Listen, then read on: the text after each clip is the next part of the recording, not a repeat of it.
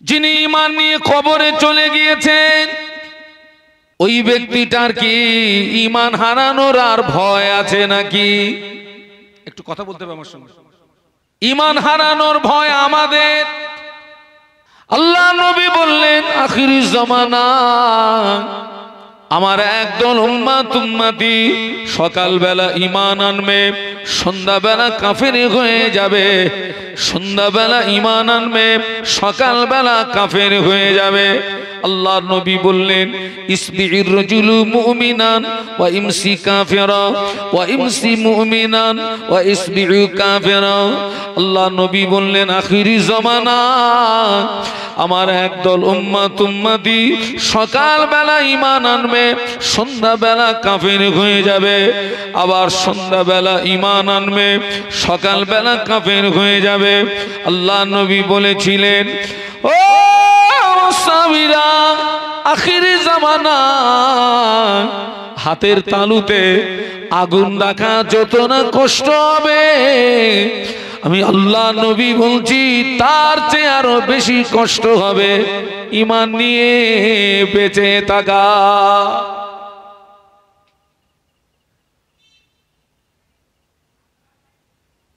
হাতের তালুতে আগুন রাখা যাবে বাবা?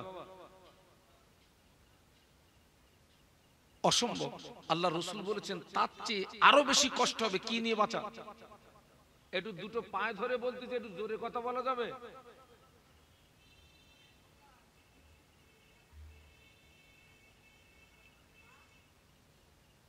ঈমান যদি ঠিক থাকে নামাজের দাম আছে, রোজার দাম আছে, হজের দাম আছে, দান খয়রাতের দাম আছে, তাসবিহ তেলাওয়াতের দাম আছে, জিকির আজকার মুরাকাবা মুশাহাদার দাম আছে। ঈমান যদি ঠিক না থাকে বেটা তোর আমলের মূল্য নাই।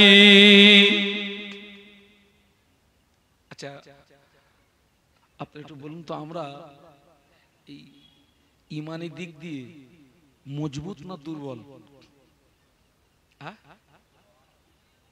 খুব দুর্বল, খুব দুর্বল।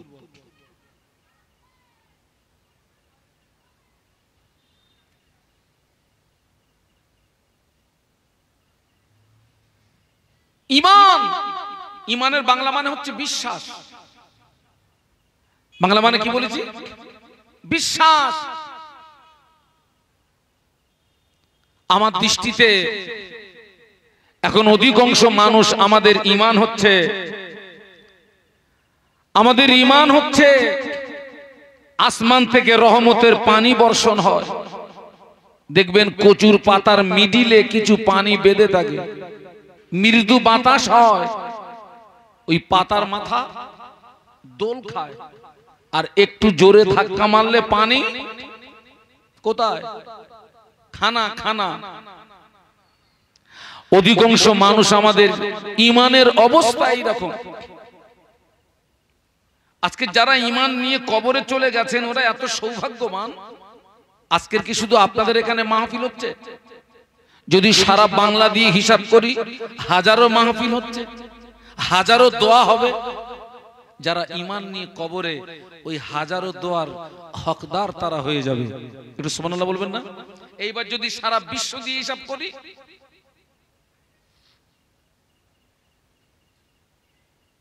ওয়াজ মাহফিল বেশি হয় পশ্চিম বাংলা, বাংলাদেশ,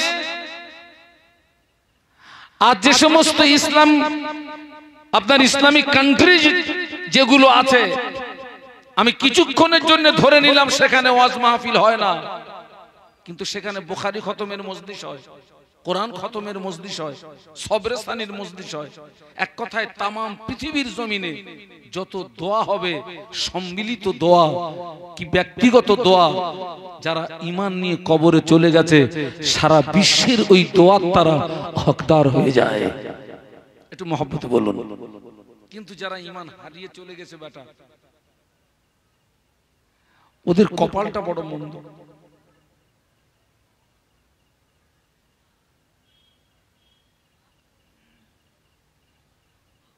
আজকে আমরা যারা এখানে এসেছি আমাদের কোন হালাতে মৌত হবে,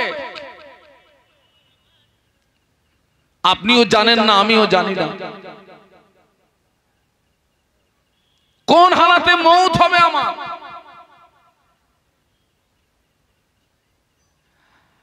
আপনি কি বলতে পারবেন যে হুজুর আমার ইমানি হালাতে মৌত হবে নিশ্চিত? বলুন বলুন। না, কোন ব্যক্তির জীবনের ইবাদত আমলের অলৌকিকতা দেখে আপনি তাকে জান্নাতি হিসাবে স্বীকৃতি দিতে পারবেন না। আবার কোন মানুষকে শরীয়ত বিরোধী কাজ করতে দেখে আপনি তাকে জাহান্নামী হিসাবেও স্বীকৃতি দিতে পারবেন না। কারণ এই দুটো মানুষের কার কোন অবস্থায় শেষ নিঃশ্বাসটা ত্যাগ হবে আপনিও জানেন না, আমিও। এই পৃথিবীর জমিনে বহু নজির আছে যারা সারা জীবন আল্লাহর নাফরমানি করার পরেও তার তকদিরের লেখনী তার উপরে জয়যুক্ত হয়ে লোকটা ঈমান নিয়ে কবরে চলে গিয়েছেন। একটু সুবহানাল্লাহ বলুন। আবার এই পৃথিবীর জমিনে বহু নজির আছে সারা জীবন ভালো ভালো আমল করার পরেও তার তকদিরের লেখনী তার উপরে জয়যুক্ত হয়ে লোকটা ঈমান হারিয়ে কবরে চলে গেছে। বাবা এরকম নজির আছে না নেই? আপনার তকদিরে কি লেখা আছে আপনি জানেন? আমার তকদিরে কি লেখা আছে আমি জানি। আপনারও যেমন ভয় থাকা প্রয়োজন, আমারও তেমন ভয় থাকা প্রয়োজন। কিন্তু এই ভয়টা কটা মানুষের মধ্যে আছে বলুন তো, যে আমার কোন হালাতে মৌত হবে? ইমানি হালাতে না ইমান হারিয়ে?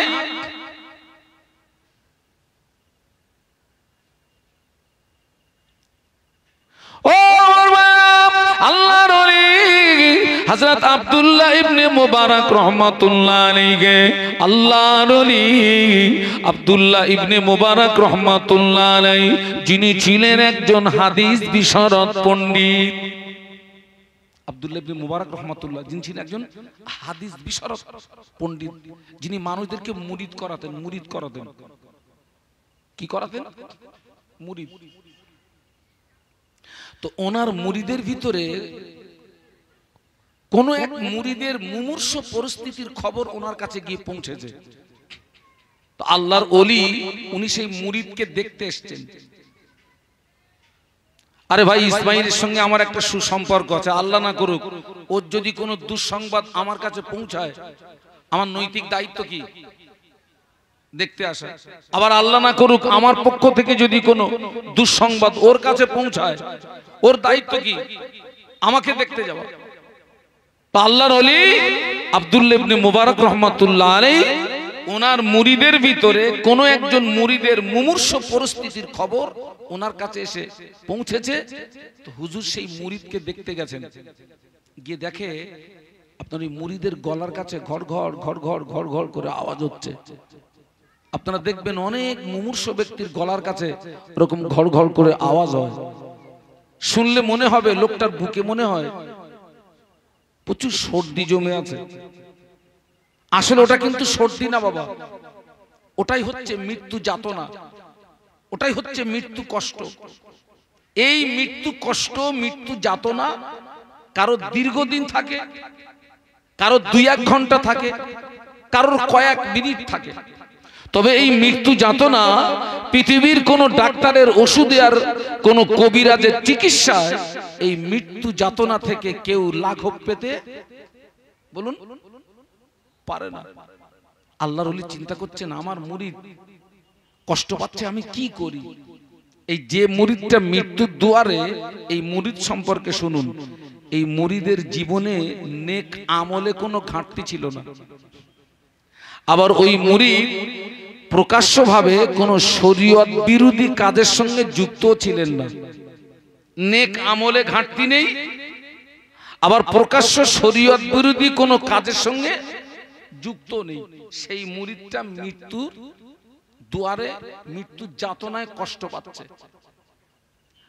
আল্লাহর ওলি চিন্তা করলেন আমি কি করি? উনি আল্লাহ নবীর একটা হাদিসের উপরে আমল করলেন।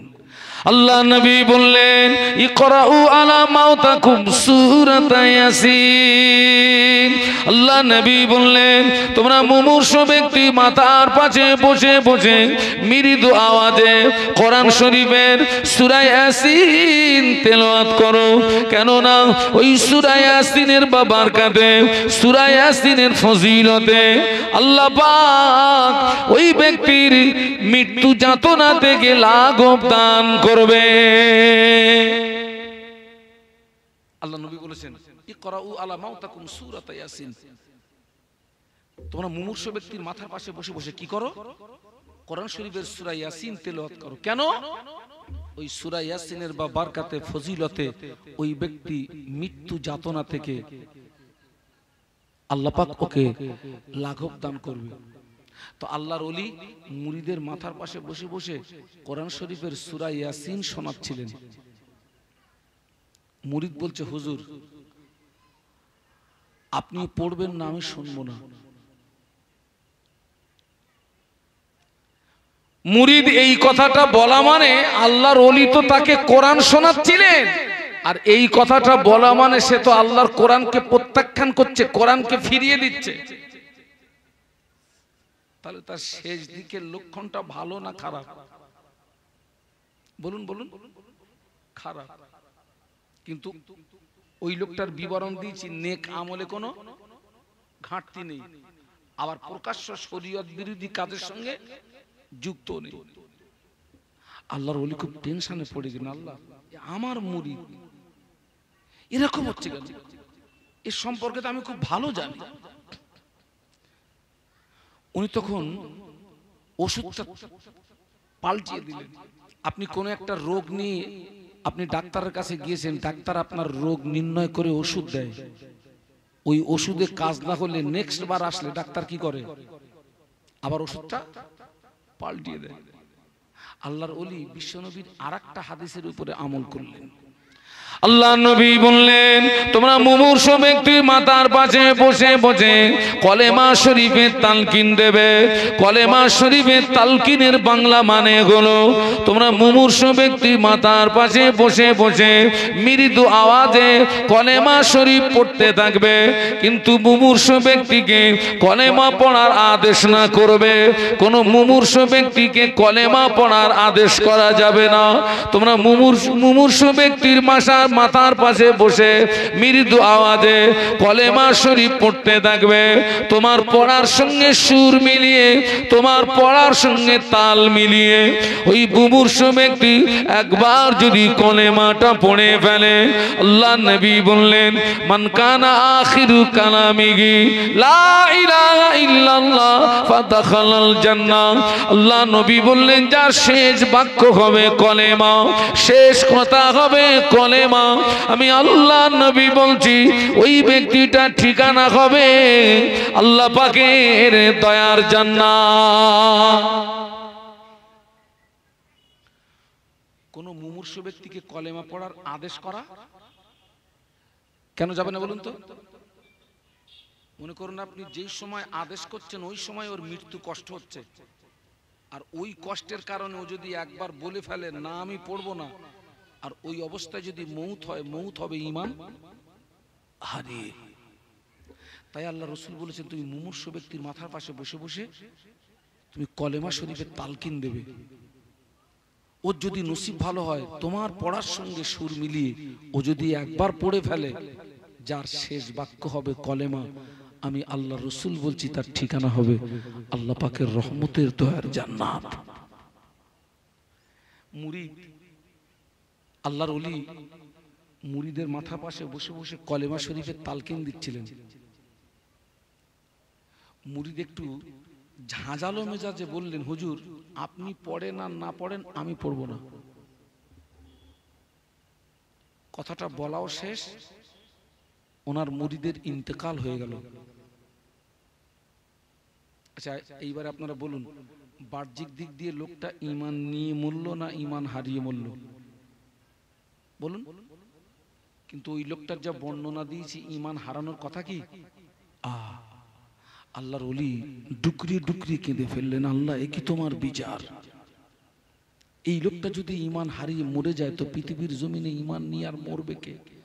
আল্লাহর ওলি ঘরের ভিতরে চলে গিয়ে দরজা জানালা বন্ধ করে ডুকরিয়ে ডুকরিয়ে কাঁদছেন। 40 দিন একাধারে শুধু ওয়াক্তে ওয়াক্তে নামাজ পড়েছেন আর কেঁদেছেন, ওয়াক্তে ওয়াক্তে নামাজ পড়েছেন, কেঁদেছেন। এর ভিতরে মুরিদের দাফান কাফান হয়ে গেছে। 40 দিন অতিবাহিত হয়ে গেল। আল্লাহর ওলি আব্দুল্লাহ ইবনে মুবারক রহমাতুল্লাহ আলাইহি ঘুমিয়ে ঘুমিয়ে স্বপ্ন দেখে আল্লাহর ফেরেশতারা ওনার মুরিদকে জাহান্নামায় নিয়ে যাচ্ছে। কোথায়? ও আমার মায়েরা, আল্লাহর ওলি আব্দুল্লাহ ইবনে মুবারক রহমাতুল্লাহ আলাইহি ঘুমের ভিতরে ওই মুরিদকে জিজ্ঞাসা করলেন, বাবা তুমি কি সত্যি ঈমান হারিয়ে মরেছো বাবা? মুরিদ বললেন, হুজুর জি হ্যাঁ, আমি সত্যি ঈমান হারিয়েই মরেছি। পাগলামি ভালো হয়ে যাবে।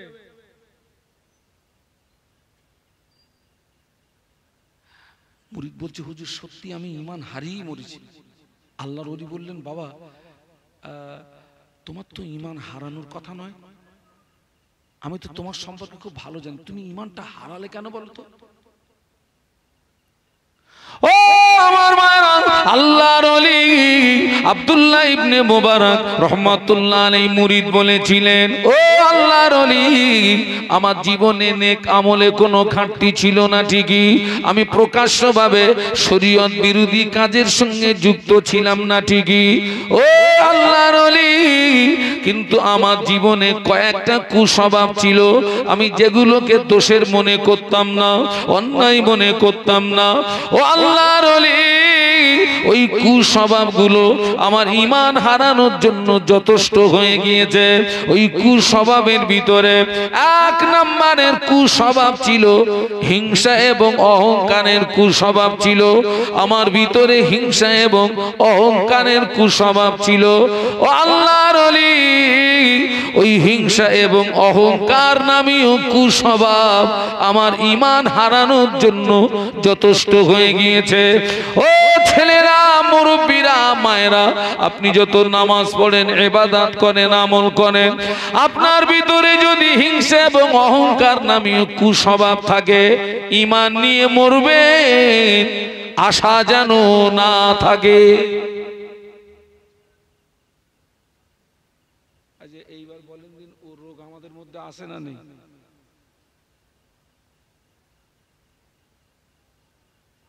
ওই হিংসা এবং অহংকার নামীয় রোগ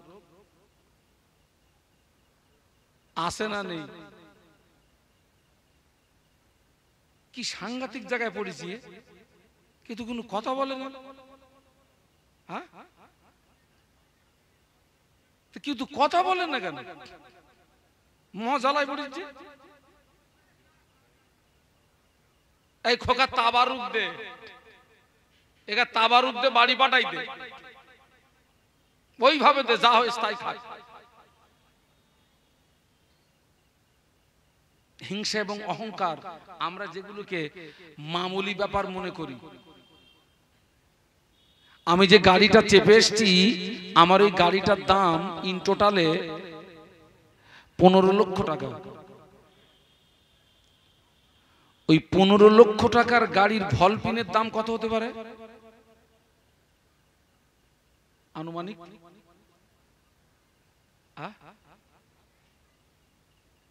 50 টাকা। আচ্ছা ঠিক আছে, তাই ওই 50 টাকা দামের ওই ভলপিনটা যদি খুলে নেই, আমি যে উদ্দেশ্যে গাড়ি কিনেছিলাম উদ্দেশ্যটা সফল হবে? একটা সাইকেলের দাম কত? 5000। ভলপিনের দাম 50 পয়সা দিলে, এখন 50 পয়সা দিলে এখন যে মারবে, যে 1 টাকা দিতে হবে, তাও আবার ছোট টাকা দিলে নেবে না, ও মারবে বড় টাকা। ওই 1 টাকা দামের ওই ভলপিন যদি 5000 টাকা সাইকেল থেকে খুলে নেই, ঘোড়ার ডিম চলবেও। আপনাদেরও কিছু ইবাদত আছে, আমারও কিছু আছে, কিন্তু খবরলে দেখা যাচ্ছে অধিকাংশ সব কি খোলা বলুন তো?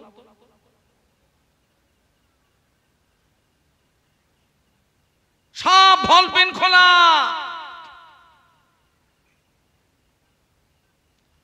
আল্লাহ নবী ১৫০০ বছর আগে নূরের জবানে বলেছিলেন, ইন্নাল হাসাদা লিয়াকুলুল হাসানাতি কামা তাকুলুন নারুল হাতাবা ও কামা ক্বালা আলাইহিস সালাম। আল্লাহ নবী বললেন আগুন যেমন শুকনো কাঠকে খেয়ে ছাই করে দেয়, আগুন যেমন শুকনো কাঠকে খেয়ে ভস্ম করে দেয়, ওই রকম হিংসা মানুষের জীবনের আমলগুলোকে বরবাদ করে দেয়। আপনি জীবনে প্রচুর নামাজ পড়েছেন, রোজা রেখেছেন, হজ করেছেন, যাকাত দিয়েছেন, তাসবিহ তিলাওয়াত করেছেন, পাহাড় সমান আমল করেছেন, ওই পাহাড় সমান আমলের নিচে হিংসার আগুন যদি একটু লাগিয়ে দেয়, ওই আমলগুলো ছাই হয়ে যায়। ওই পাহাড় সমান আমলের নিচে অহংকারের আগুন যদি একটু লাগিয়ে দেওয়া হয়, টোটাল আমলগুলো বরবাদ হয়ে যায়। কথা বুঝতে পারছেন নাকি? এই জায়গাটার নাম হচ্ছে খোড়গাছি। আপনাদের দায়িত্ব হচ্ছে এই গ্রামের যত গাছ, ওই গাছগুলোরে কেটে এক জায়গায় জড়ো করে দেবেন। শুকনো হয়ে গেলে আমার সংবাদ দেবেন। আমি বিরামনগর থেকে একটা দেশলাই কিনে আনবো, একটা দেশলাই থেকে একটা কাঁটি বার করবো। একটা কাঠির মাথার বারুদ কি ওজনে আসবে? না। ওই একটা কাঠির বারুদের আগুন ওই শুকনো কাঠের নিচে যদি একটু টাচ করা হয়, টোটাল খড়গাছির গাছ, ঘর বাড়ি পুড়িয়ে ছাই করার ক্ষমতা রাখে না? রাখে না? ততই বছর আপনি জীবনে প্রচুর আমল করেছেন, ওই আমলের নিচে যদি একটু হিংসার আগুন লাগিয়ে দেওয়া হয়, শেষ। ওই আমলের নিচে যদি একটু অহংকারের আগুন লাগিয়ে দেওয়া হয়, শেষ। আল্লাহ নবী ১৫০০ বছর আগে নূরের জবানে বলে গেলেন, লা ইয়াদখুলুল জান্নাহ মান কানা ফি কলবিহি মিসকালু যাররাতিন মিন কিবরি আও কামা ক্বালা আলাইহিস সালাম।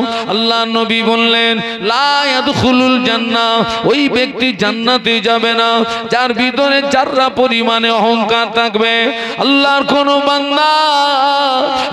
কোন বান্দির ভিতরে যাররা পরিমাণে যদি অহংকার থাকে, জাররার ব্যাখ্যা দিতে গিয়ে তাফসীর কারকরা ব্যাখ্যা দিয়েছে, জমিন দিয়ে যে ছোট্ট পিপিলিকা চলে, ওই পিপিলিকার মাথাকে জাররা বলা হয়। আল্লাহর কোন বান্দির ভিতরে অতটুকু পরিমাণে অহংকার যদি জায়গা পায়, আল্লাহ নবী বললেন, লা ইয়াদখুলুল জান্নাহ, ওই ব্যক্তিটা জান্নাতে যাবে না। ভাই ধরা পড়বো না? আপনাদের আগে আমরা আগে। যার ভিতরে যাররা পরিমাণে কি থাকবে? অহংকার। আল্লাহ নবী বলছেন, লা ইয়াদখুলুল জান্নাহ, ওই ব্যক্তি জান্নাতে যাবে না। হিংসা, অহংকার মারাত্মক জিনিস। বাবা, টাকা হলে গরম হয় না? হয় না? হ্যাঁ, টাকার গরম চেনেন? আমি একটা বাড়িতে মাহফিল করলাম, আপনাদের আব্বা আম্মার দোয়া, আল্লাহ তো, আমি কম বেশি 26-27 বছর রস করছি আমি, আল্লাহ বহু জায়গায় নিয়ে গেছে। একটা বাড়িতে মাহফিল করলাম, যে বাড়িতে আমার বসার জায়গা দিল, ওই বাড়িটা তৈরি করতে খরচ হয়েছে 2.5 কোটি টাকা। কম বেশি এখান থেকে 15 বছর আগের কথা বলছি। 15 বছর আগে ঘরটা তৈরি করতে খরচ হয়েছে কত বলেছি? 2.5 কোটি। একটা ছেলে, বাড়িটা 3 তলা বাড়ি, আর ওই 3 তলা বাড়ির মাঝখানে একটা পার্ক আছে। পার্কে যা যা থাকার দরকার সেগুলো আছে, আর একটা জিনিস আছে, ওই পার্কের ভিতরে ছোট্ট একটা পুকুর আছে, সানের পুকুর। আর ওই 3 তলা থেকে সুড়ঙ্গ নামানো। ওই সানের পুকুরে। আর ওই পুকুরে ওই বাসের টিউতে পাম্প দিয়ে ওই টিউ ফেলা আছে। তাই আমি বাড়িওয়ালার জিজ্ঞাসা করলাম, ভাইজান এটা কি?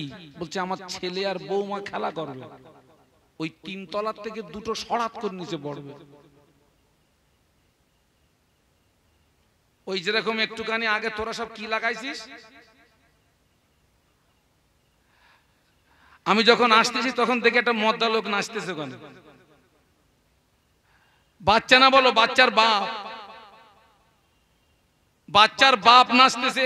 এরপর দেখবি বাচ্চার মাও নাচতেছে ওই জাম্পিং।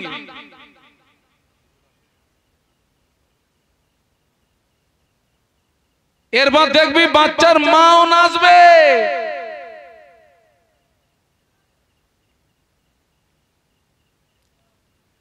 আল্লাহু আকবার। টাকার একটা অহংকার থাকে, সম্পত্তির একটা অহংকার থাকে, গরম থাকে। কিন্তু আমি তাদেরকে বলি, তুমি কি একটা ফড়ার টাকা এক জায়গায় করতে পেরেছো? ফড়া ফড়া।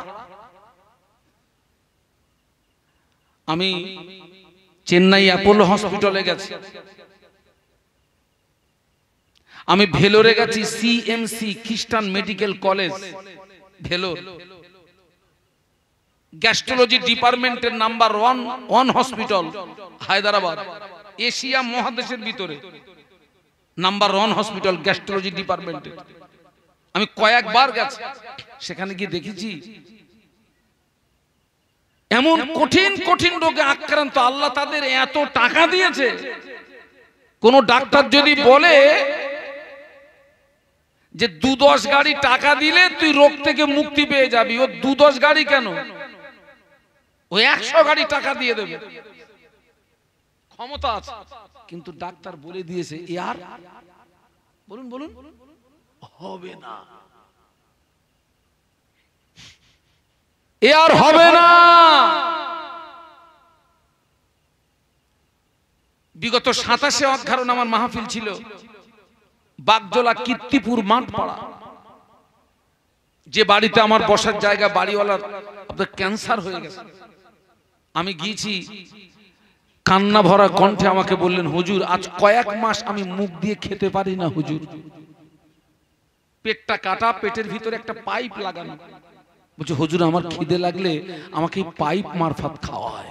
আমি ওখানে দাঁড়িয়ে হাউমাউ করে কেঁদে ফেললাম, আল্লাহ তুমি আমাকে সুস্থ রেখেছো, আল্লাহ তুমি আমাকে সবল রেখেছো, আলহামদুলিল্লাহ। কিসের অহংকার দেখাচ্ছ, কিসের গরম দেখাচ্ছ?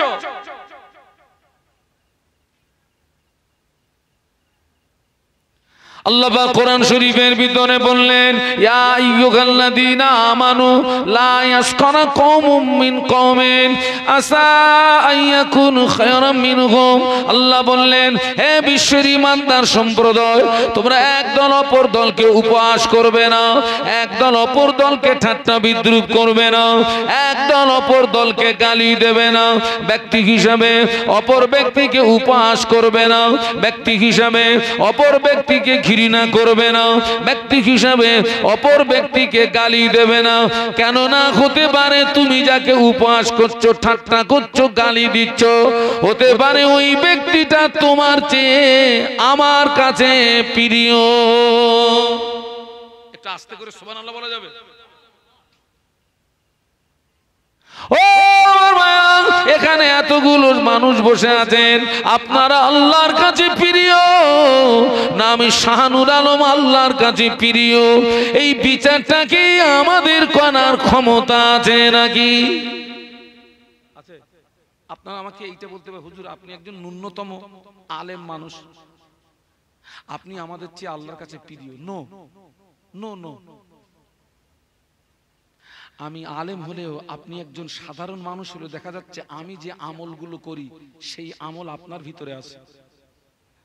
আমি একজন আলেম হলেও আমি যে আমলগুলো করি দেখা যাচ্ছে ওই আমল ছাড়াও একটা সাধারণ মানুষের ভিতরে আরো অতিরিক্ত কিছু আমল আছে। হতে পারে না? পারে না? আপনিও আল্লাহকে ডাকেন, আমিও আল্লাহকে ডাকি, কার ডাকে আল্লাহ সাড়া দেয় ওটা কি আমাদের জানার প্রশ্ন? কার ডাকে আল্লাহ সাড়া দেয়?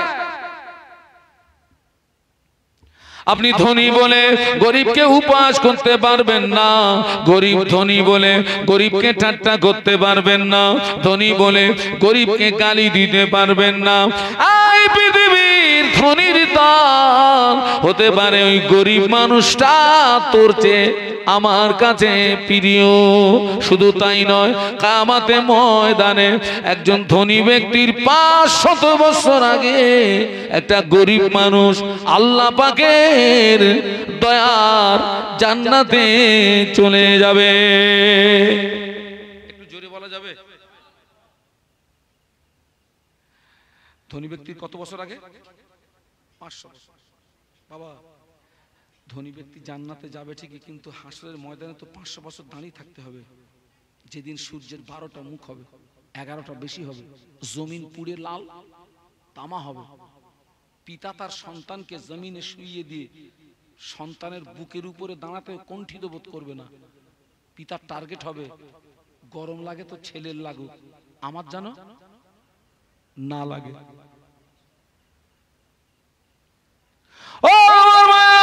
বর্তমান যুগ সন্ধি করে কোন গরিব যদি অপরাধ করে, গরিবের অপরাধের সাজা হয়। কোন গরিব যদি অপরাধ করে, তার অপরাধের শাস্তি হয়। কোন গরিব যদি অভাবের তাড়নায় কারোর বাগানের এক কাঁদি কলা চুরি করে, মার ফরজ হয়। আর ধনী ব্যক্তি, শিক্ষিত ব্যক্তি ঠান্ডা ঘরের ভিতরে বসে কলমের খোঁচায় জনগণের কোটি কোটি টাকা তসরুপ করে, ওখানে কি বিচার হয় নাকি?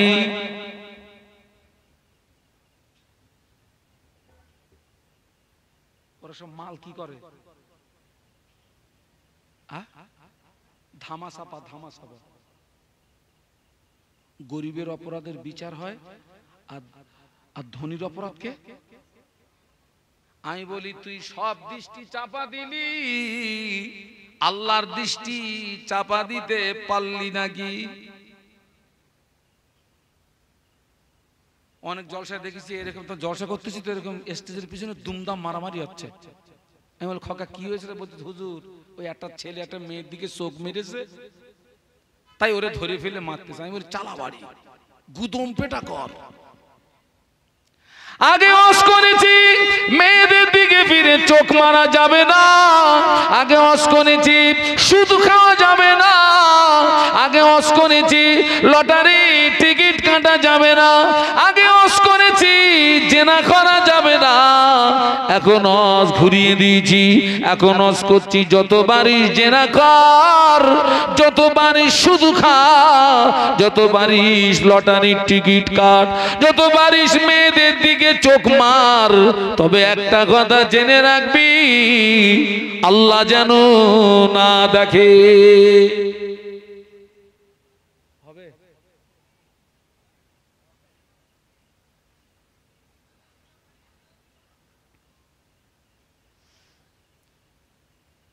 এই যে গরিবদের কোনো দাম নেই, এটা কিন্তু শুধু এই জমানা থেকে না বাবা, এটা হচ্ছে নবীর জমানা থেকে। আল্লাহ নবীর দরবারে যারা বসে থাকতেন, তারা কি ধনী শ্রেণীর মানুষ না গরিব শ্রেণীর মানুষ? বলুন। সব গরিব। সব কি? সব গরিব, অসহায়, এতিম। ধনীরা ঠাট্টা করত, উপহাস করত, কিন্তু দেখা গেল আল্লাহর দরবারে ওই গরিবরা প্রিয়, আর সব ধনীরা আল্লাহ পাকের দৃষ্টিতে কি? অপ্রিয়।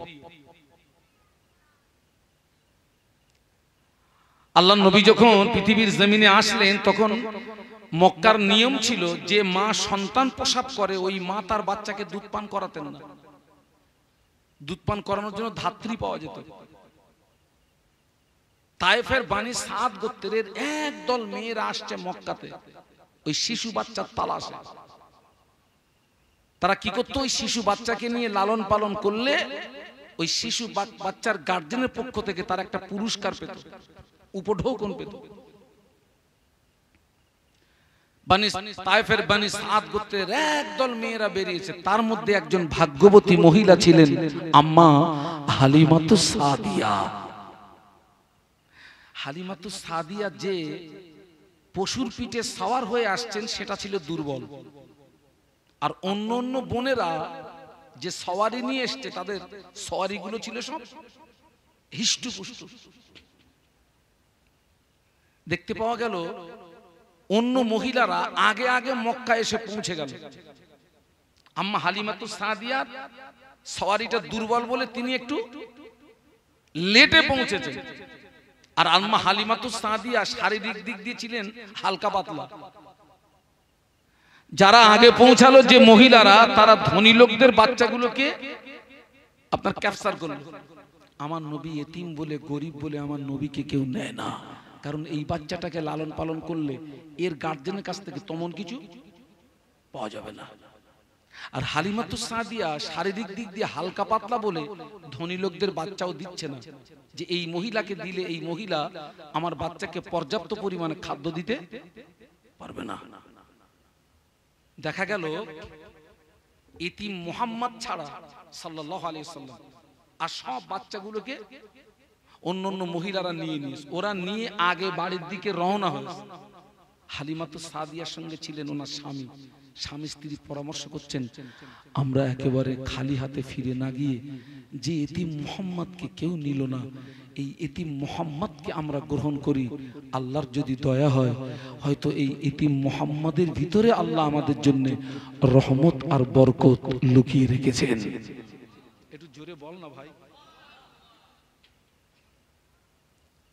আম্মা জান হালিমাতুস সাদিয়া বর্ণনা করেন, আমি হালিমা এতিম মুহাম্মাদের ঘরের ভিতরে যেই না প্রবেশ করেছি, আমার যেন মনে হলো আসমানের চাঁদ আমার কোলে ধরা দিয়েছে।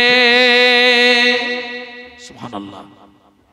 ও আমার মায়েরা, আম্মা জান হালিমাতুস সাদিয়া রাদিয়াল্লাহু তাআলা আনহা বলেন, আমি এতিম মুহাম্মদকে আমার কোলে তুলে নিয়ে আমার দুর্বল কাদার পিঠে যেই না তুলে দিয়েছি, এতিম মুহাম্মদের সংস্পর্শে আমার দুর্বল কাদাটা সবল হয়ে গেল। যারা আগে আগে যাচ্ছিল, আমার কাদা ওদের কাদাকে ওভারটেক করলো, আমার সওয়ারি ওদের সওয়ারিকে ওভারটেক করলো। ওরা পিছনে তাকিয়ে বলে, ও বুবু হালিমা, এ কি তোর সেই গাদা? বলে হ্যাঁ সেই গাদা। বলে সেই গাদা যদি হয়, আমাদের গাদাকে ওভারটেক করে কি করে, আমাদের গাদাকে পিছে ফেলে দেয় কি করে?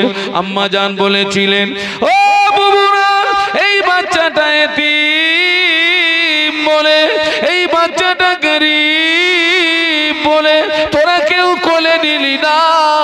আমি হালিমা এতিম মুহাম্মদকে আমার কোলে নিয়ে দুর্বল কাদার উপরে যেই না তুলে দিয়েছি, এতিম মুহাম্মদের সংস্পর্শে আমার দুর্বল কাদাটা সবল হয়ে গেল।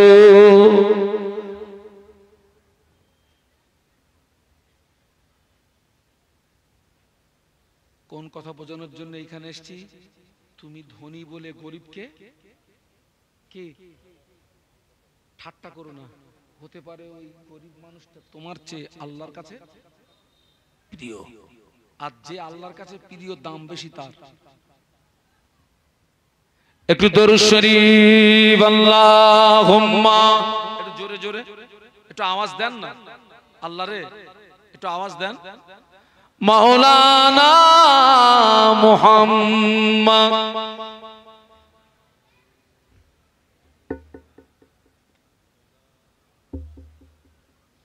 এতগুলো মানুষ, আর একটু মহব্বত। আল্লাহুম্মা সাল্লি আলা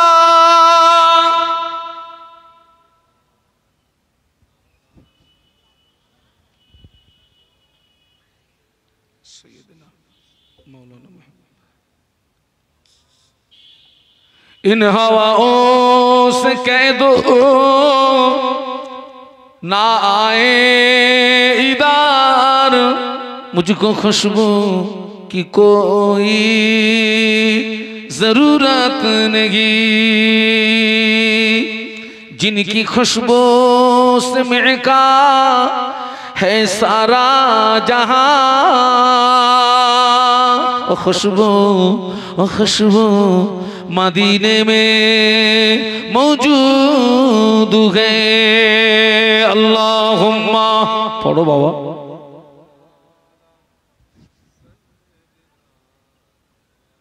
আল্লাহ পাক সেজন্যই বলেছেন ওয়াদাক্কির ফা ইন্না যিকরা তানফাউল মুমিনিন, ওয়াজ নসিহতে জীবিত মুমিনদের উপকারে আসে। একটু বলুন সুবহানাল্লাহ। মূলত আজকের এখান থেকে আমাদেরকে শিক্ষা নিতে হবে। কবরবাসীদের উপলক্ষে মাহফিল ঠিকই, কিন্তু এখান থেকে শিক্ষা নিতে হবে কাদের? জীবিত মানুষদের, আমাদের। কারণ আমরা সকলে কবরের যাত্রী, আজ হোক কাল হোক পরশু হোক। আমরা জন্মেছি মানে আমাদের মৃত্যু হবে। বেঁচে থাকাটা মিথ্যা, মরে যাওয়াটা সত্য। আপনারা লক্ষ্য করুন, আসমানের নিচে জমিনের উপরে আল্লাহ পাকের পরের মাকাম হচ্ছে বিশ্বনবী মুহাম্মাদুর। বলুন, আপনারা আজকে খাওয়া হয়নি নাকি দুপুরে নাকি সব চিঁচি করতেছেন কেন সব? আসমানের নিচে জমিনের উপরে আল্লাহ পাকের পরের মাকাম হচ্ছে বিশ্বনবী মুহাম্মাদুর রাসূলুল্লাহ সাল্লাল্লাহু আলাইহি ওয়াসাল্লাম। সেই বিশ্ব নবীর মতো মানুষকেও মৃত্যুর স্বাদ গ্রহণ করতে হয়েছে। আমরা সবাই মারা যাব।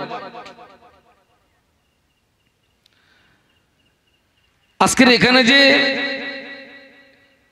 এই যে ইসালে সব হচ্ছে, ইসালে সবের বাংলা মানে হচ্ছে নেকি পৌঁছানো। ইসালে সবের বাংলা মানে কি বলেছি? নেকি পৌঁছানো। আমরা নেকি কোথায় পৌঁছাই? মৃত্যু ব্যক্তিদের রুহে। কিন্তু জেনে রাখবেন, আজকের এখানে যখন আখিরি মোনাজাত হবে, আখিরি দোয়া হবে, তাম বিশ্বের জমিনে আব্বাজান আদম আলাইহিস সালাম থেকে আম্মাজান হাওয়া আলাইহিস সালাতু ওয়াস সালাম থেকে অদ্যবধি জিন, ইনসান, নারী, পুরুষ যারা কবরে চলে গেছে, এখান থেকে তাদের জন্য কি হবে? ইসালে সওয়াব করা হবে, তাদের রুহে সওয়াব পাঠানো হবে। কিন্তু জানবেন, আমাদের এই পাঠিত সওয়াবে সব কবরবাসীরা কবরে উপকৃত হন না। আমাদের পাঠিত সওয়াবে একদল কবরবাসী তারা কবরে উপকৃত হয়, তাদের আত্মায় শান্তি পায়। আর একদল কবরবাসী তারা কিছুই পায় না, হাহুতাশ করে, কান্নাকাটি করে। আপনাদের মনে একটা প্রশ্ন এসে যাওয়াটাই স্বাভাবিক যে কোন কবরবাসীরা উপকৃত হয় আর কোন কবরবাসীরা উপকৃত বলুন হয় না। আল্লাহ পাক জানে আমার বান্দা গুনাহ করবে, অন্যায় করবে, অপরাধ করবে। আল্লাহ বলে, বান্দা তুই অন্যায় করার পরে, অপরাধ করার পরে, গুনাহ করার পরে তুই আমার কাছে এভাবে দোয়া চাইবি, আল্লাহুম্মা গফির লানা। একটু বলুন না সুবহানাল্লাহ, একটু মহব্বতে বলুন না। বান্দা তুই আমার কাছে এভাবে দোয়া করবি, আল্লাহুম্মা গফির লানা, হে আল্লাহ তুমি আমাকে ক্ষমা করো, ওয়ালি ইখওয়ানিনাল্লাযীনা সাবাকুনা বিল ঈমান, এবং আমার ওই সমস্ত ভাই দিগকে ক্ষমা করো যারা ঈমান নিয়ে কবরে। একটু বলুন সুবহানাল্লাহ। আমি এইবার আপনাদেরকে জিজ্ঞাসা করছি, বলুন তো আমাদের পাঠিত সওয়াবে কোন কবরবাসীরা উপকৃত হন?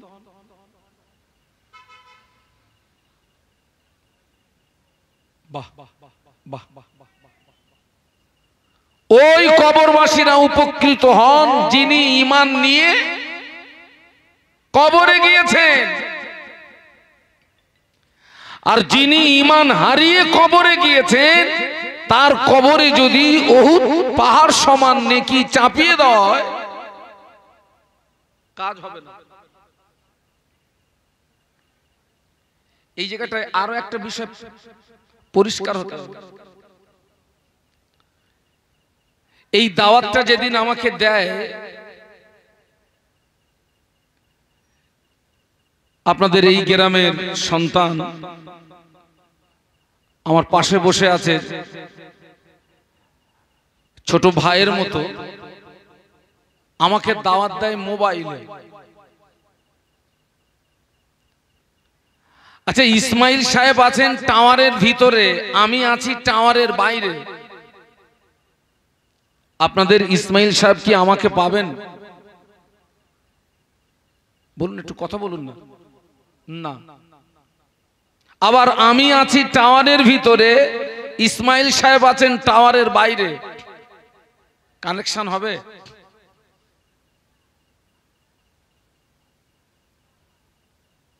নিশ্চয়ই কানেকশন হবে না। এখানে শর্ত কি? ইসমাইল সাহেবের কাছে যেমন মোবাইল, আমার কাছেও তেমন মোবাইল। আমার মোবাইলে ব্যালেন্স থাকা চাই, ইসমাইল সাহেবের মোবাইলেও ব্যালেন্স থাকা চাই, আমাকেও টাওয়ারের ভিতরে থাকা চাই, ওনাকেও টাওয়ারের, তবেই তো কানেকশনটা হবে। এখন আমরা কিন্তু এখানে যারা এসছি জীবিত মানুষ, আমরা মৃত্যু ব্যক্তিদের জন্য ওকালতি করতে এসছি। ভাই মাইকটা তো ঠিক ছিল, আবার কি করলি ভাই? আমরা যারা জীবিত মানুষ এখানে এসছি মৃত্যু ব্যক্তিদের জন্য ওকালতি করতে। যে কবরবাসীদের জন্য ওকালতি করতে এসছি, তিনি যদি ঈমান নিয়ে কবরে গিয়ে থাকেন আর আমি তার জন্য ওকালতি করতে এসছি, আমি যদি ঈমানওয়ালা হই তবেই ওই কানেকশনে কাজ হবে। একটু সুবহানাল্লাহ বলা যাবে? এখানে আরো একটা বিষয় পরিষ্কার হওয়া যায়। আমাদের সমাজে কিছু মানুষ বলে যে মৃত্যু ব্যক্তিদের জন্য কিছু করলে তারা পায় না,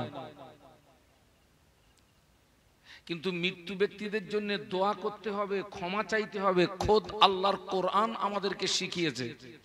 একটু সুবহানাল্লাহ বলবেন না?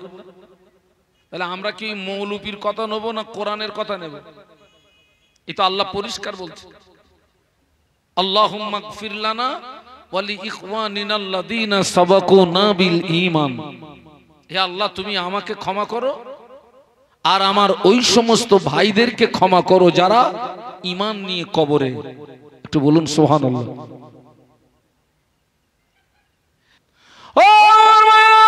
আপনি শিক্ষিত বলে অশিক্ষিতকে ঘৃণা করতে পারবেন না, আপনি শিক্ষিত বলে অশিক্ষিতকে উপহাস করতে পারবেন না, আপনি শিক্ষিত বলে অশিক্ষিতকে গালি দিতে পারবেন না। কেন না হতে পারে ওই অশিক্ষিত মানুষটা তোমার চেয়ে আমার কাছে প্রিয়। একটু বলুন সুবহানাল্লাহ। তুমি গাদা গাদা জ্ঞান অর্জন করেছো, কিন্তু এখন আল্লাহ হাসিল করতে পারোনি। আরো আকাট মূর্খ আল্লাহ হাসিল করে ফেলেছে। দাম বেশি কার? কার দাম? আকাট মূর্খর দাম। আপনার চামড়া সাদা বলে কালো চামড়া লোকটাকে ঘৃণা করতে পারবেন না, আপনার চামড়া সাদা বলে কালো চামড়া লোকটাকে উপহাস করতে পারবেন না। পৃথিবীতে অনেক মায়েরা আছে তার যাদের দেখতে সুন্দরী, অনেক বোনেরা আছে যাদের দেখতে সুন্দরী, ওরা অসুন্দরীদের দাম দেয় না। আয় সুন্দরী নারীর দল, শুনে রেখে দে, হতে পারে ওই অসুন্দরী নারী তোমার চেয়ে আল্লাহর কাছে প্রিয়। বাবাজি, আমরা দেখি চামড়া, কবর দেখে আমল। বাবা আমরা কি দেখি?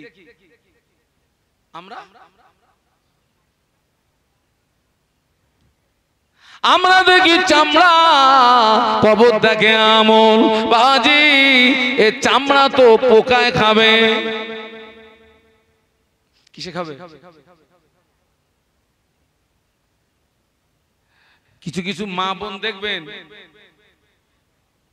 চামড়া কালো বলে পুকুরির ঘাটে শুধু ছাড়লে ডলতেছে, সাদা করবে। আপনারা কি আবু জেহেলকে দেখেছেন? যারা চুপ করে আছেন মনে হয় দেখেছেন টেকেছেন? হ্যাঁ, আমার 14 পুরুষ দেখিনি।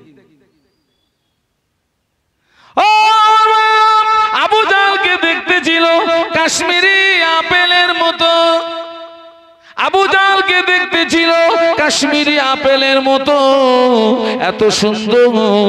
কিন্তু আবু জাহাল হলো জাহান্নামার কীট, আবু জাহাল হলো জাহান্নামার পোকা, আবু জাহাল হলো জাহান্নামার খোরাক।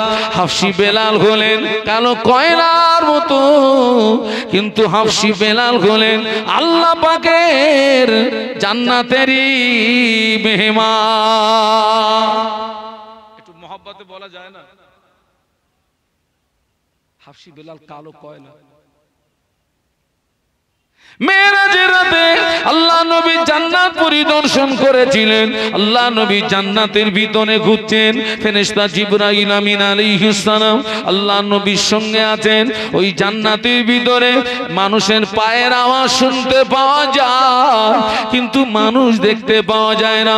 আল্লাহ নবী জিজ্ঞাসা করলেন, ইয়া আখি জিবরাইল, ও ভাই জিবরাইল, এই আওয়াজটা কিসের আওয়াজ? ফেরেশতা জিবরাইল আমিন আলাইহিস সালাম বলেছিলেন, ইয়া রাসূলুল্লাহ, ইয়া হাবিবাল্লাহ, হুজুর এই আওয়াজটা অন্য কোনো আওয়াজ নয়, এই আওয়াজটা হলো আপনার হাফসি বেলালের পায়ের আওয়াজ। কালো না সাদা?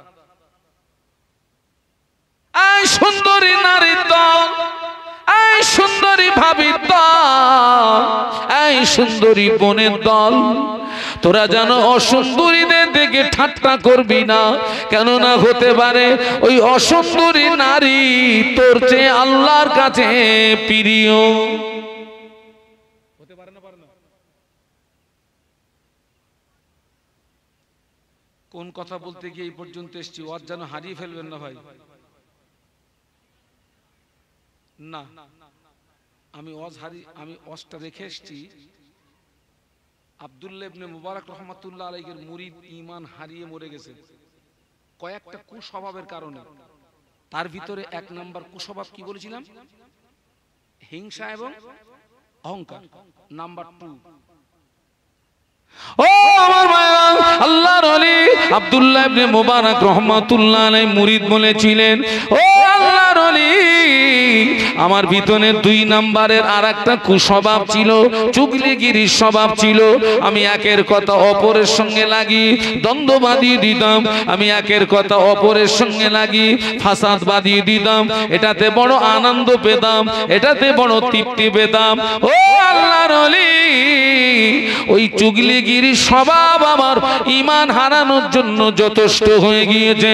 তুমি যত নামাজ পড়ো, ইবাদত করো, আমল করো, তোমার ভিতরে যদি চুগলিগিরির স্বভাব থাকে, ঈমান নিয়ে মরবে আশা যেন না থাকে। ওই চুগলিগিরির স্বভাব আমাদের ভিতরে আছে না নাই?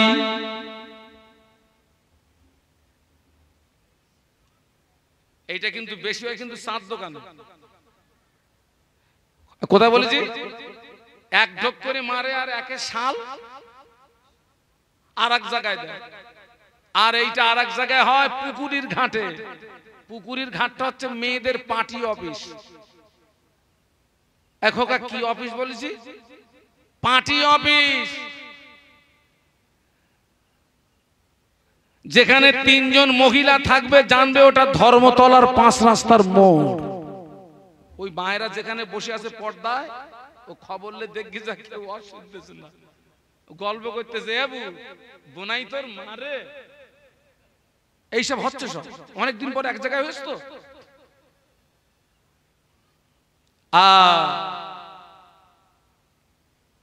চুগলিগিরির স্বভাব, একজনের কথা আরেকজনের সঙ্গে লাগিয়ে দ্বন্দ্ব বাঁধিয়ে ফাসাদ বাঁধিয়ে দেওয়া।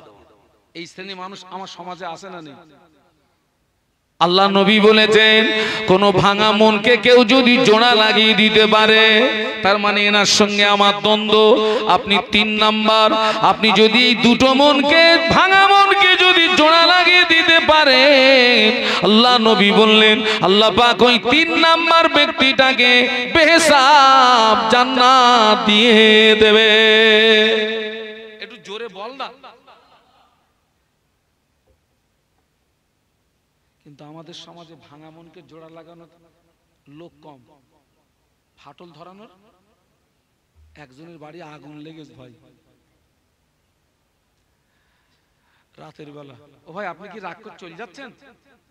হ্যাঁ, আল্লাহর কি যাস না ভাই? রাতের বেলা কি লেগেছে? আগুন লেগেছে। যার বাড়ি আগুন লাগে ভাই, ওর কিন্তু বেরেনে কাজ করে না।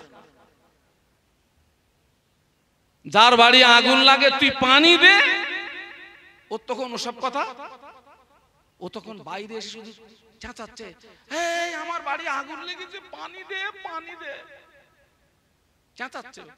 আশেপাশে যত বাড়ি, সব বাড়িওয়ালা সব ঘুম ভেঙে গেছে। উঠে দেখে তখন দাউ দাউ করে জ্বলতেছে। কেউ কলসি, কেউ বালতি, কেউ বদনা নিয়ে কি করছে, পানি দিয়ে পানি দিয়ে পানি দিয়ে মোটামুটি আগুন নিয়ন্ত্রণে এসে গেছে। তখনও পর্যন্ত চেঁচামেচি হচ্ছে, অমুকের ঘরে আগুন লেগেছে, পানি মার। যে বাড়িটায় আগুন লেগেছে ওর পাশের যে বাড়িটা, সেই লোকটা ছিল ঘুমির দোষ, আর ওই লোকটা ছিল পেট্রোল ব্যবসায়ী। কিসের দোষ? ঘুমির দোষ। আর কিসের ব্যবসায়ী? ওর ঘুম ভেঙেছে 2 ঘন্টা পর, তখন মোটামুটি আগুন নিয়ন্ত্রণে, কথা বলেন, এসে গেছে। ও তখন ঘুম থেকে উঠেছে, তখনও পর্যন্ত চেঁচামেচি হচ্ছে, আগুন লেগেছে, পানি মার। এখন ও ঘুমির ঘরে উঠে ঠিকঠাক না পেয়ে, ও যেখানে শুয়েছিল ওর পাশে সব পেট্রোলের ব্যারেল সাজানো, ও 2 হাতে 2 ব্যারেল নেছে, বেশ কায়দা করে ছড়াচ্ছে। আচ্ছা, এই সারা গ্রামের লোক যা কামাই করেছে, ও এ যা করতেছে, ও কামাইয়ের দাম থাকবে আর? বলুন বলুন। কারো সংসারে যদি আগুন লাগে, কারোর ঘরে যদি আগুন লাগে, পায়ে ধরে বলে যাচ্ছি, পানি যদি না দিতে পারিস বাড়ি বসে থাকবি, তবে পায়ে ধরে বলে যাচ্ছি পেট্রোল যেন মারবি না। পানি দিতে হবে না, তুই বসে থাক, তবে তোর পায়ে ধরে বলে যেন কি? আমার সমাজে পানি মারার লোক বেশি না পেট্রোল মারার লোক? এনার সঙ্গে আমার দ্বন্দ্ব। আর ওই 3 নাম্বার ব্যক্তিকে আমিও ভালোবাসি, উনিও ভালোবাসেন। ও ভাই যদি এর কাছে যায় আর আমি যদি দেখতে পাই, ওরা দুটো যদি কথা বলে, আমার মনে কি হবে বলেন দিন? মনে হয় আমার দেখছে, এরকম হয় না, হয় না? মনে হয় আমার সত্যি সত্যি ও ভাই আমার দেশে খানিকটা কয়েক জায়গায় মিথ্যা বলা জায়েজ আছে। ও যখন আমার কাছে এসছে, ওকে যদি জিজ্ঞাসা করি ভাই ও আমার বিরুদ্ধে কি বলেছে, যদিও আমার নামে গালাগালি দেয় কি বাজে কথা বলে, ওইটা হজম করে ওনার পক্ষ থেকে আমার কাছে যদি একটা ভালো বার্তা পৌঁছে দেয়, এর নাম হলো আগুনে কি পানি মারা। আবার আমি ওনাকে একটা খারাপ কথা বলেছি, এনাকে ওনার সঙ্গে বলেছি, কিন্তু উনি ওটা হজম করে আমার পক্ষ থেকে একটা ভালো সংবাদ পৌঁছেছে, তবে ভাঙা মন জোড়া হবে। আর ওরা যদি জিজ্ঞাসা করি আমার কি বলেছে, বলছে হুজুর তোমার দেশে। আবার ওই যদি ওর কাছে যায়, যদি জিজ্ঞেস করে হুজুর কি বলেছে, বলতেছে তোমারও কায়দা করে দিয়েছে। এতে তো আরো ভাঙবে, এতে তো জোড়া লাগবে না। এই যুবকেরা, ভাঙা মন যদি জোড়া লাগিয়ে দিতে পারিস, কিয়ামতের ময়দানে আল্লাহ পাক তোকে বেসাব জান্নাত দিয়ে দেবে। একটু মহব্বতে বলুন না, একটু জোরে বলো না। ওরে একটা একটা বাড়ি খবর লে দেখে যা, 5 জন সদস্য, 5 জন, শ্বশুর আছে, শাশুড়ি আছে, বৌমা আছে, মেয়ে আছে। এই 5 জনের মত এক। ছেলে যাচ্ছে ডাইনে, না না, বাপ যাচ্ছে ডাইনে, ছেলে বাঁয়ে, বৌমা যাচ্ছে পিছনে, শাশুড়ি যাচ্ছে। প্রত্যেকটা ঘরে আগুন লেগে রয়েছে রে ভাই, খবর দেখে যা। এই ভাঙা মনকে যদি কেউ জোড়া লাগিয়ে দিতে পারে, আল্লাহ পাক ওই ব্যক্তিকে বেহেসাব জান্নাত দিয়ে দেবে। বলুন সুবহানাল্লাহ। আমি আর রস বাড়াতে পারবো না, আমার 11টায় টাইম আর এক জায়গায়। আমার এখানে থাকার কথা 8টা থেকে 10টা, কিন্তু এই যে আপনাদের ছেলে ইসমাইল, আলহামদুলিল্লাহ, তো আমি আপনাদেরকে বলে যাচ্ছি, এই পেট্রোল মারা স্বভাব যেন আমাদের না থাকে, চুগলিগিরি স্বভাব যেন না থাকে, হিংসা অহংকার যেন না থাকে। আল্লাহ আমাদেরকে তৌফিক দেন। বলুন আমিন, বলুন আমিন, বলুন আমিন। একটা কথা বলে যাচ্ছি, আখারপুর আল আমিন মাদ্রাসা ও এতিমখানার বাৎসরিক ইসালে সব আগামী 24 এবং 25 মাঘ, ইস্তারগুলো দিয়ে তো 24 এবং 25 মাঘ, 25 মাঘে জিকিরের মজলিস পরিচালনা করবেন আল হযরত মাওলানা ইয়াকুব আলী সাহেব হুজুর, এবং 25 মাঘ প্রধান অতিথি হিসাবে থাকবেন ফুরফুরা শরীফের পীরজাদা মাওলানা আলহাজ মাওলানা সানাউল্লাহ সিদ্দিকী ভাইজান হুজুর, তিনি থাকবেন। আরো এক ঝাঁক আমাদের আলহাজ হযরত মাওলানা জোনায়েদ হোসেন সাহেব সুলতানপুর, আলহাজ হযরত মাওলানা আমানুল্লাহ সাহেব ক্যানিং, আলহাজ হযরত হাফেজ মাওলানা মুফতি ইসমাইল সাহেব, যিনি এখন আমার পরে আসবেন, যদুরাটি, এবং আমাদের ইসমাইল আমিনী সাহেব। আল্লাহ পাকের হুকুম থাকবে সব। আপনাদেরকে খাস দাওয়াত দিচ্ছি, যাবেন 24 এবং 25 মাঘ আখারপুর আল আমিন মাদ্রাসা এতিমখানার বাৎসরিক ইসালে সব মাহফিল। আপনাদেরকে খাস দাওয়াত দিয়ে গেলাম, পারলে আপনারা যাবেন। এবং সুখবর, এবছর একটা ছেলের মাথায়, একটি ছেলে বৈঠকে, এক বৈঠকে 30 পারা কোরআন শুনিয়েছে। বলুন আলহামদুলিল্লাহ। ওই ইসালে সবে 25 তারিখে তার মাথায় পাকড়ি দেওয়া হবে ইনশাআল্লাহ। সকলকে দাওয়াত করে গেলাম, আপনারা যাবেন। আর সকলের তাকবীর দেন তো, নারায়ে তাকবীর। একটু জোরে দে ভাই, এই দেখ, এইবার একটু জোরে দে, নারায়ে তাকবীর। আলহাজ হাফেজ মাওলানা মুফতি ইসমাইল সাহেব, হাফেজ মাওলানা মুফতি ইসমাইল সাহেব, নারায়ে তাকবীর। আশেপাশে যারা আছেন সব মাহফিলে চলে আসেন।